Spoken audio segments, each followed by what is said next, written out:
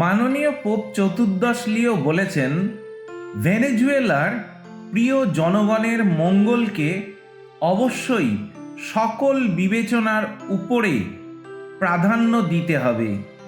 তিনি বলেন, আমাদেরকে সহিংসতা কাটিয়ে ন্যায় বিচার ও শান্তির পথ অনুসরণ করতে, দেশের সার্বভৌমত্ব রক্ষা করতে, সংবিধানে বর্ণিত আইনের শাসন নিশ্চিত করতে, প্রতিটি ব্যক্তির এবং সকলের মানবিক ও নাগরিক অধিকারকে সম্মান করতে ও সহযোগিতা, স্থিতিশীলতা এবং সম্প্রীতির একটি শান্ত ভবিষ্যৎ গড়ে তোলার জন্য একসাথে কাজ করতে পরিচালিত করতে হবে।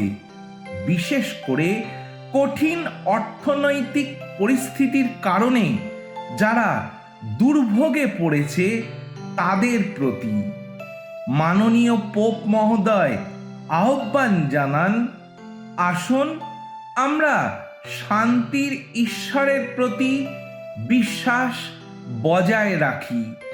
আসুন আমরা যুদ্ধের কারণে ক্ষতিগ্রস্ত জনগণের সাথে প্রার্থনা করি এবং সংহতি প্রকাশ করি।